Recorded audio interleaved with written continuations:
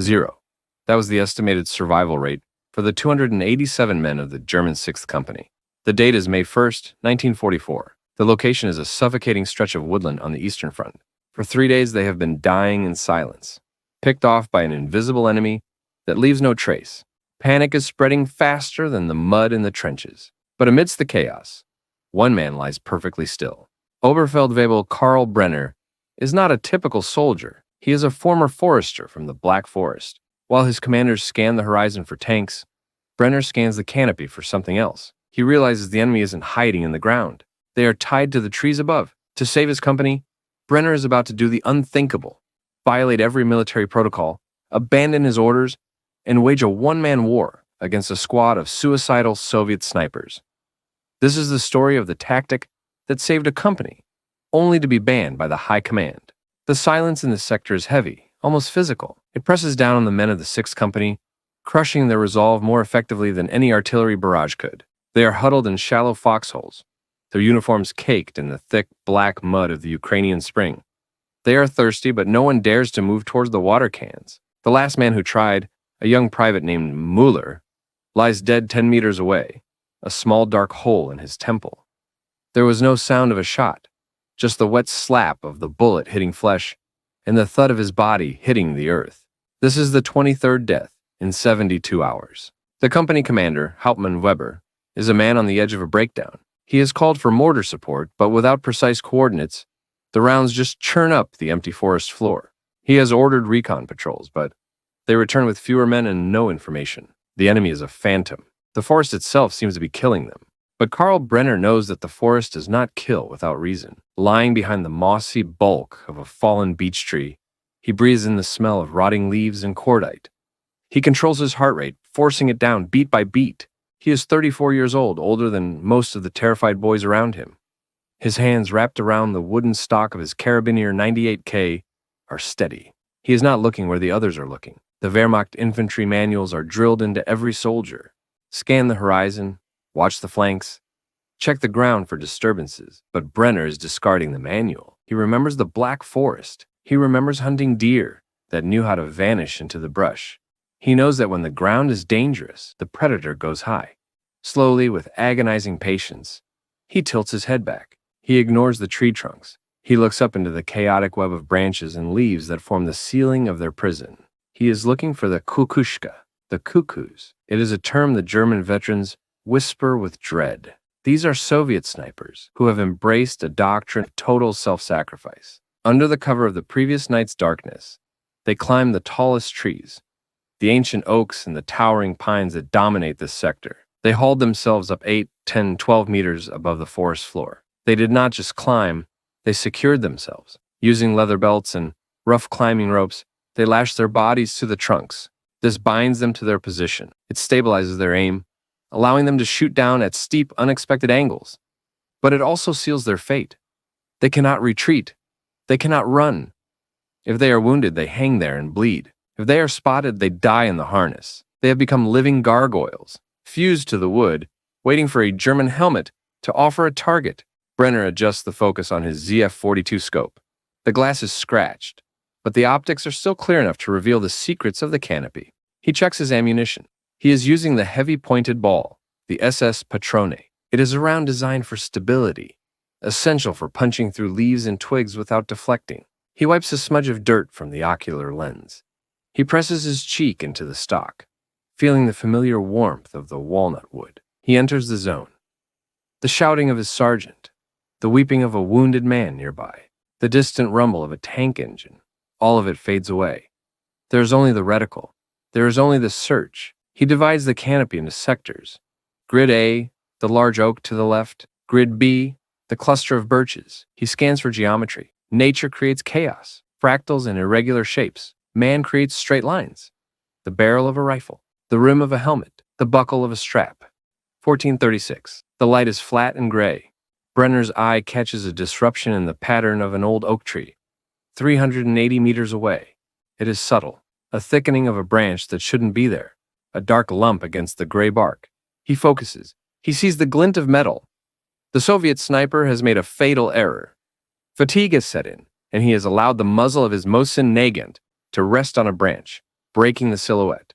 Brener freezes. He calculates the ballistics. Shooting at a steep upward angle changes the rules of gravity on the bullet. If he aims dead on, he will miss high. He must aim low, aiming for the mass beneath the barrel. He exhales, emptying his lungs halfway. He applies pressure to the trigger. The rifle kicks against his bruised shoulder. The crack is deafening in the stillness. Through the scope, the result is immediate and brutal. The dark lump in the tree spasms violently. It tips backward. Gravity claims it. The body crashes through the lower branches, a cascade of snapping wood and falling leaves, before hitting the forest floor with a sound that sickens the stomach. One down. The German line erupts in confusion. "Sniper!" someone screams, ducking low. They think they are under fire, but Brener does not move. The tactical manual screams in his head. Fire and maneuver. Relocate immediately. A sniper who stays in one place is a dead sniper. The enemy will triangulate the sound of his shot. Mortars will be in the air within 60 seconds. Every instinct screams at him to crawl away, to find a new hole. But Brener stays. He cycles the bolt of his Mauser. Clack, clack. The brass casing spins out into the mud, steaming in the cold air. A fresh round slides into the chamber. He stays because he understands the enemy better than he understands his own orders. Soviet snipers work in pairs, the shooter and the observer. If the shooter is dead, the observer is watching. He is nearby, likely in an adjacent tree. And right now, that observer is terrified. He just watched his partner fall from the sky. He knows a German hunter is watching.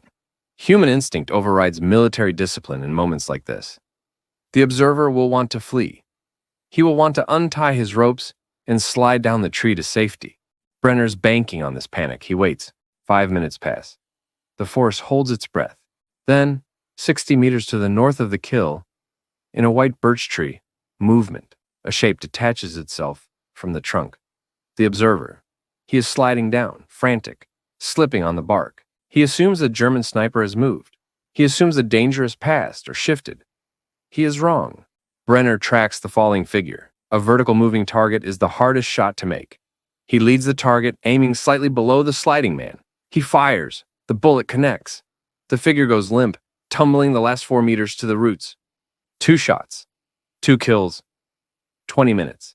Brener has blinded the enemy in this specific sector, but the cost is high. He has fired twice from a static position. The Red Army commanders are not incompetent. They have heard the shots. They have plotted the azimuths. The air pressure shifts. A distant thump, thump, thump echoes from the Soviet lines. Mortars. 82mm shells are airborne. They are coming for him. Brener hears the whistle, the sound of tearing silk that signals imminent death. He scrambles up from the roots. He grabs his rifle. Standard procedure dictates he fall back. Retreat 50 meters towards the German lines, find a deep depression, and wait out the barrage. But Brener knows the Soviet artillery doctrine. They will lengthen their range. They will shell the retreat path, expecting him to run backwards. If he follows the manual, he runs into a wall of shrapnel. So he runs forward. He sprints directly toward the enemy. He charges into the safe zone, underneath the arc of the mortar fire. He leaps over a rotting log, his boots splashing into black water. Behind him, the earth explodes. The ground where he lay 30 seconds ago is turned into a cratered moonscape. Trees are shattered into toothpicks. Shrapnel hums through the air like angry hornets. He is running through the eye of the storm. He spots a bomb crater from a previous bombardment, filled with stagnant, oily rainwater. He slides into it. The water is freezing. It shocks his system, stealing the breath from his lungs. It smells of death and swamp gas. Brener submerges. He sinks until only his nose and eyes are above the scum-covered surface. He pulls his camouflage smock up over his head to break up his outline. He becomes a piece of floating debris. Then he hears them. Voices. Harsh, guttural Russian commands. A squad of infantry is sweeping the woods. They are looking for the sniper who killed their comrades. They are poking the bushes with bayonets. They are checking the root systems. 4 Soviet soldiers emerge from the tree line. They walk past the crater. One of them stops. He stands on the lip of the hole, looking down. He is 5 meters away. Brener can see the mud caked on his boots. He can see the serial number stamped on the receiver of his rifle. Brener stops breathing. His lungs burn. His heart hammers against his ribs so hard, he fears it will ripple the water. The Soviet soldier stares at the pool. He sees a floating log. He sees scum. He does not see the blue, unblinking eyes of a killer staring back at him. The soldier grunts, spits into the water, and turns away. The squad moves on, heading west, deeper into the German lines. They are hunting a ghost that is already behind them. Brener waits. He counts to 100. Then he drags himself out of the mud. He is shivering uncontrollably. Hypothermia is clawing at his mind, making his fingers clumsy. He needs to warm his hands to feel the trigger. He jams them into his armpits. He checks his rifle. The action is wet but functional. He moves deeper into Soviet territory. He is now operating in the enemy's rear echelon. He finds a new vantage point, a small rise overlooking a cluster of pines. He scans. What he sees stops him cold. 400 meters away stands a single, massive pine tree. On a thick lower branch, 10 meters in the air, sit two men, a sniper and a spotter. They are sitting together on the same limb. This is a flagrant violation of protocol. You never bunch up. One mortar round could kill them both. But they are confident. They are watching the German lines to the west, laughing, sharing a cigarette. They think they are gods, invisible and untouchable. Brener calculates the odds. He has a clear shot at the man on the left, but if he takes it, the man on the right will instantly spot the muzzle flash and kill him. Brener is in the open. He has no hard cover. He cannot cycle the bolt fast enough to drop two targets before return fire hits him. It is a mathematical impossibility, a suicide mission, unless he changes the equation. Brener lowers his scope. He stops looking at the men. He looks at the branch they are sitting on. It is a limb of Scots pine, perhaps 15 centimeters in diameter. It is holding the combined weight of two full-grown men, their winter gear and their weapons, roughly 160 kilograms. The wood is under immense tension. He can see the slight bow in the timber. He visualizes the grain of the wood, the stress points where the fibers are stretched to their breaking limit. He aims for the junction where the branch meets the trunk, the fulcrum. He exhales. He squeezes the trigger. The rifle kicks. The bullet flies true. It strikes the wood dead center. Physics takes over. The heavy 7.92 mm bullet shatters the structural integrity of the branch. The tension releases with explosive force. Crack. The sound is like a thunderclap. The branch shears off completely. Both men lose their support in the same microsecond. They scream as gravity takes them. They plummet 12 meters to the forest floor. They hit the ground with the sound of breaking bones and equipment shattering. Silence returns. Brener has killed two men with a single bullet, without touching either of them. It is a shot that belongs in a myth, not a war report. But the sound of the crashing branch and the gunshot gives him away. The woods come alive again. He reloads. His hands are shaking violently now. He has 3 rounds left in the magazine. He pushes deeper. It is 1700 hours. The sun is dropping toward the horizon, casting long, deceptive shadows that play tricks on the eyes. He spots a hill 400 meters to the east. 3 ancient oaks stand in a triangle formation, a natural fortress. He raises his scope. He sees movement in all 3, a coordinated kill team, 3 snipers, 1 in each tree. Their fields of fire overlap perfectly. This is the heart of the trap. This is the reason the 6th Company is bleeding to death. They are waiting for the German counterattack. Brener has 3 rounds, 3 targets. If he shoots one, the other 2 will triangulate him instantly. He has to be fast. Faster than the mechanism of the rifle allows. He picks the center target, the anchor. He fires. The shot is true. The center sniper drops, so the response is instantaneous. The 2 flanking snipers see his smoke. They fire. A bullet slams into the dirt inches from his face, spraying mud into his eyes. A second bullet strikes his left shoulder. It grazes the deltoid muscle, tearing through the wool of his tunic and carving a furrow in his flesh. The pain is a white-hot spike that nearly causes him to black out. His left arm goes numb. He drops the rifle. He falls back into the dirt. He is hit. He is bleeding. He is alone. And there are 2 snipers left who have his exact range. Adrenaline is the only thing keeping him conscious. He grabs the rifle with his good hand. He forces his numb, bleeding left arm to support the forestock. He aims at the right-hand tree. The sniper there is cycling his bolt. Brener fires. The man falls, tangled in his safety rope, swinging upside down like a pendulum of death. One left, the last sniper. He is good. He hasn't fired yet. He is waiting for Brener to move. It is a standoff. Brener cannot reload. He has 1 round in the chamber, 1 round to live or die. He sees a glint in the third tree, the enemy scope. The Soviet is aiming at him. Brener makes a choice.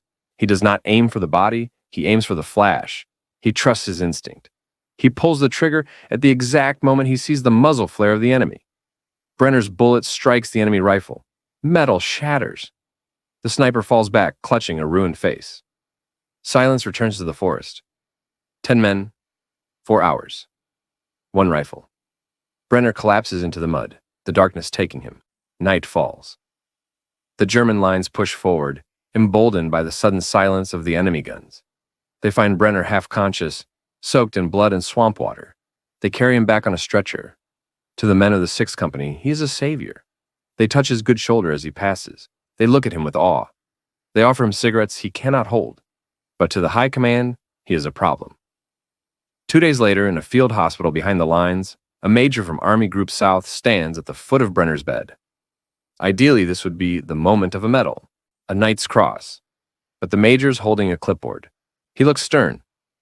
Oberfeldwebel, the major says, "We have reviewed your after-action report." He pauses. "Your methods were effective, but they are unacceptable." The major explains the cold logic of the general staff. Brener broke every rule. He abandoned his position. He charged into artillery. He stayed still when he should have moved. "If we teach this," the major says, "every young recruit will try to be a hero. They will try to freeze under fire.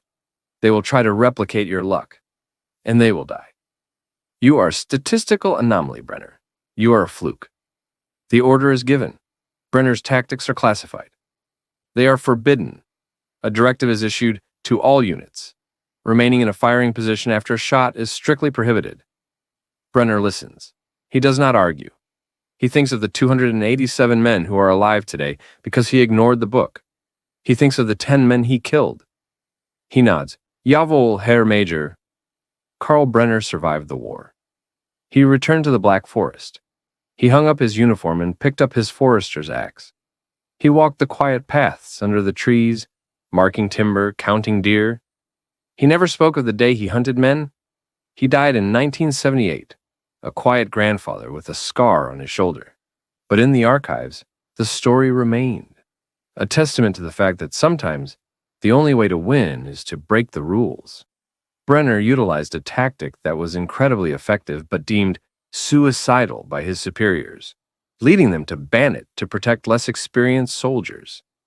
Do you agree with the high command that standard doctrine saves more lives in the long run? Or should exceptional soldiers be allowed to break the rules if it gets results? Let's debate in the comments. And don't forget to subscribe and hit the notification bell.